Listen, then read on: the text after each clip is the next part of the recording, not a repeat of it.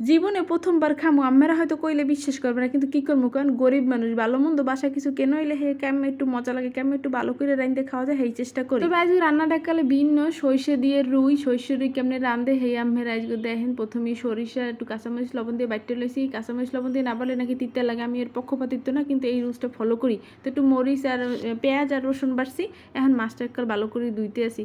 তো এইটা রান্নলে সত্যি অনেক মজা লাগে, অসাধারণ লাগে। আপনারা দেখেন একদম ইজি ওয়েতে কেমনে এই সরষে রুই রান্ধি। তো প্রথমে মাছটা হলুদ মরিচ দিয়ে একটু মাখাই থুইছিলাম, পরে এই যে তেলে হালকা করে বাজে লইতেছি, বেশি বাজবো না, মোটামুটি কায়দায় বাজবো।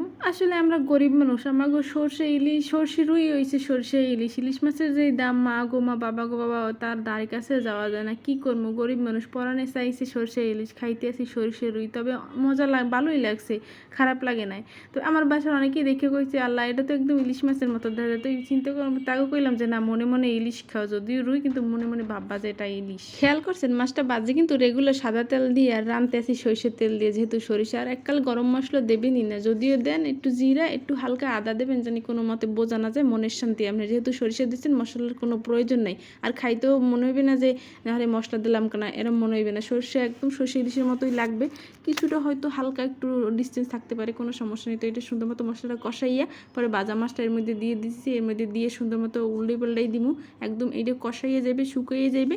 তারপর একদম হালকা কুসুম গরম পানি এর মধ্যে দিয়ে দিমু। তো মাছটা এখন উল্টেই দিতে আসি, এক পর্যায়ে একদম দেখছেন কীভাবে শুকিয়ে কষা কষা হয়ে গেছে পুরো পোড়া নিচের অংশ। আর আমি করে কইয়ে রাখি, আম্মেরা যারা এই ধরনের স্পেশাল নিত্য নতুন ইউনিক রেসিপি পাইতেছেন, ছোট্ট করে টুস করে আমার পেজে একটা ফলো দিবেন, ঠিক আছে?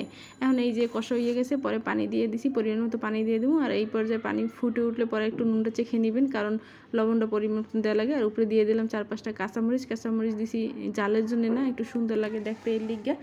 তো এই দেখেন এই পর্যায়ে একটু নাড়াচাড়া দিয়ে দিতে আসি, খুন্তি দিয়ে নাড়াই না। আর একদিন ইলিশ মাছ রান্তে যে খুন্তির খোসায় ভাঙে গেছে, এখন এই দিনে পাইলেটা ঝাঁকানাকা করে দিছি। আর এই দেখেন ফাইনাল লুক, কী সুন্দর গ্রেভি, আর কী কালার, কী স্মেল, সত্যি অসাধারণ ছিল। এই যে এখন অল্প একটু ভাত লইয়া এক পিস মাছ লইয়া, আসলে পেটির মাছ অনেক মজা লাগে। কার কার এই পেটির মাছ ভাল লাগে কমেন্ট করে অবশ্যই জানাবেন। তো সাথে নিয়ে নিয়েছি একটু লেবু। আর কি লাগে কেন, আর কি লাগে? ইলিশ মাছের মধ্যে আর এই রুই মাছের মধ্যে কোনো পার্থক্য বোঝা যায়? মনে হয় না যে বিশাল বড় ইলিশ মাছ।